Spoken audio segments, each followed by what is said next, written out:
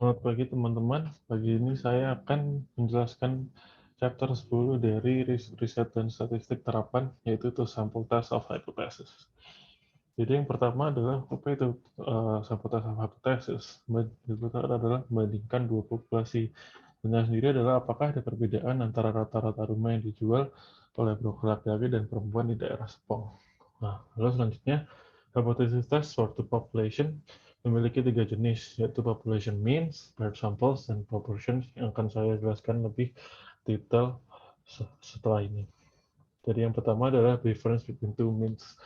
Jadi different population means yang memiliki independent samples memiliki tiga jenis, yaitu apabila standar deviasinya itu diketahui keduanya, lalu apabila standar deviasi 1 dan 2 tidak diketahui, tapi kita asumsikan bahwa mereka itu sama, dan itu apabila standar deviasi 1 dan 2 tidak diketahui, tapi kita asumsikan bahwa itu tidak sama.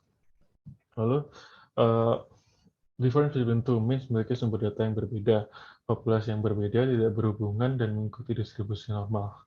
Lalu mereka itu independen, sampel yang dipilih dari satu populasi tidak berpengaruh pada sampel yang dipilih dari populasi lainnya.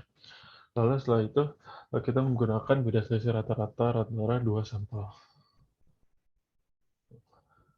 Nah, jadi jenis yang pertama apabila standar deviasi 1 dan 2 diketahui. Jadi di sini memiliki asumsi bahwa sampel dipilih secara acak dan independen, populasi berdistribusi normal atau ukurannya sampai ukuran sampel itu keduanya lebih dari atau sama dengan 30. Jadi dan standar deviasinya diketahui. Jadi jika standar deviasi 1 dan kedua diketahui dan keduanya populasi berdistribusi normal, atau apabila tidak berdistribusi normal tapi mereka memiliki sampel lebih dari 30, maka kita menggunakan tes statistik z-value. Jadi ini adalah bagaimana kita mencari standard error dari population mean, yaitu dengan cara standard deviasi 1 kuadrat dibagi dengan sampel 1 plus standard deviasi 2 kuadrat dibagi dengan sampel kedua dan diakarkan. Nah, setelah itu kita dapat menghitung z-value dari data tersebut. Di sini dengan population mean 1 kurangi population mean 2 dibagi dengan standar deviasi 1 kuadrat dibagi dengan uh, sampel 1 dan seterusnya. Nah, lalu jenis yang lainnya adalah standar deviasi 1 dan 2 tidak diketahui, namun kita asumsikan bahwa mereka itu sama. Jadi asumsinya sampel dipilih secara acak dan independen, dan standar deviasi populasi, standar deviasi 1 dan 2 tidak diketahui, dan kita asumsikan bahwa mereka itu sama. Jadi apabila terjadi seperti ini, maka kita gunakan standar deviasi 1 dan 2 untuk menghitung pooled standard deviation, di mana kita akan menggunakan t-value dengan degree of freedom yang memiliki rumus sampel 1 dan 2, sampel 1 plus sampel 2 dikurangi dengan 2.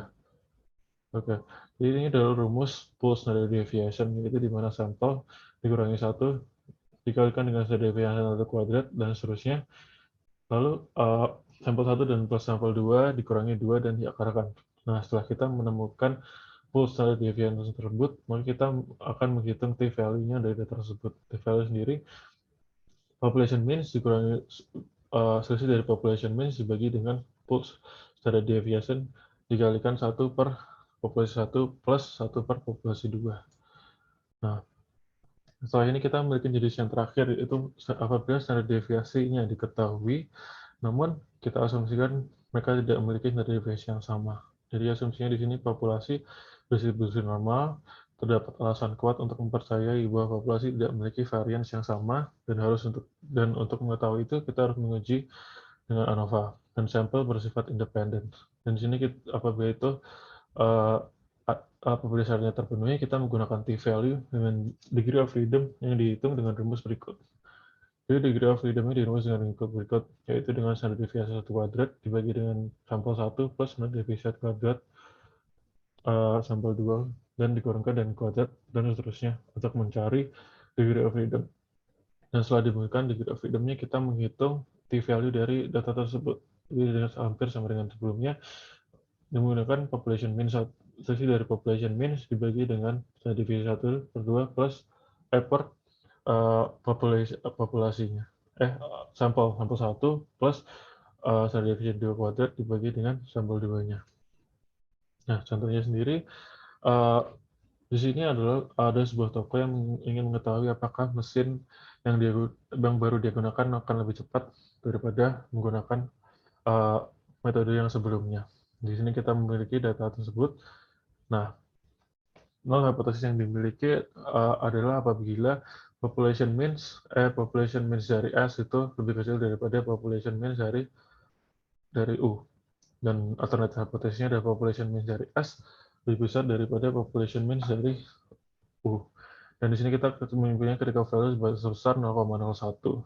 Dan di sini kita tentukan tes statistik yang sesuai karena kedua sampel itu lebih dari 30, maka kita menggunakan G-distribution yang hanya 1TLA. Dan lalu langkah selanjutnya adalah menentukan decision rule. Kita akan menolak null hypothesis jika z-value yang kita temukan lebih besar daripada critical value di sini, yaitu 2,33. Nah, setelah kita menemukan z-value dengan rumus yang kita ketahui tadi, dan menemukan hasil 3,13, di mana itu lebih besar daripada critical value-nya yang sebesar 2,33. Dari sini kita menolak null hypothesis dan menerima H1. Dan dari hasil itu kita dapat menarik kesimpulan bahwa mesin yang baru, yaitu YOSCAN, lebih cepat daripada metode yang sebelumnya. Lalu setelah ini saya akan menjelaskan tentang paired samples atau sampel berpasangan. Sampel berpasangan kadangkala berpasangan atau saling berhubungan dalam beberapa hal. Jadi contohnya di sini adalah jika ingin membeli mobil, kita akan melihat mobil dari merek yang sama dari atau lebih dealer yang berbeda dan membandingkan harganya. Nah, lalu bagaimana uji terhadap rata-rata dua populasi yang berhubungan, yaitu sampelnya berpasangan, pengukuran yang berulang, before dan after. Gunakan selisih antara nilai yang berpasangan. Jadi di sini kita mencari selisih dari pasangan data tersebut. Jadi di sini kita menghilangkan variasi atau ragam antara subjek yang diteliti. Dan pair samples memiliki asumsi kedua populasi berdistribusi normal, dan jika tidak normal, gunakan sampel yang besar, yaitu lebih dari sama dengan 30. Nah, sampel berpasangan. Untuk tiap pasang sampel dicari selisihnya. Lalu setelah itu kita mencari rata-rata beda selisih dari masing-masing sampel yang kita miliki. Dan setelah itu kita mencari standar deviasi dengan rumus berikut dibagi dengan degree of freedom. Degree of freedom-nya sendiri adalah sampel kurangi 1. Dan tes statistiknya apabila kita telah memiliki rata-rata beda selisih dari tiap pasang sampel adalah rata-rata beda selisih dari tiap pasang sampel dibagi dengan standar deviasi dibagi dengan akar dari sampel. Oke. Lalu yang terakhir saya akan menjelaskan tentang two population proportions. Jadi contohnya di sini seorang manajer ingin mengetahui apakah terdapat perbedaan antara proporsi karyawan yang tidak masuk dari 5 hari per tahun antara cabang di kota A dan di kota B. Dan contoh lainnya adalah perusahaan mobil akan mengeluarkan produk baru, berencana mencari segmen pasar yang dituju. Sebuah model prototipe digunakan kepada kelompok pembeli yang potensial yang berumur 30-an dan 50-an tahun. Di sini kita ingin mengetahui apakah perbedaan proporsi antara kedua grup yang menyertai desain baru ini. Dan two population proportion memiliki asumsi jumlah sampel yang besar, distribusi normal bisa digunakan sebagai pendekatan distribusi monomonia, di mana di sini uh, uh, sampel 1 dikalikan dengan population proportion lebih besar daripada 5. Dan hal yang sama juga, sampel 2 dikalikan dengan population proportion lebih besar daripada 5. Nah, dari itu kita menggunakan pre-pooled estimate untuk mengestimasi proporsi gabungan. Dan setelah itu kita menggunakan tes statistik z-value seperti sebelumnya. Nah, di sini pre-pooled estimate memiliki contoh formula sebagai berikut, di mana kita mencari sampel proportion plus sampel proportion 2 dibagi dengan jumlah sampelnya.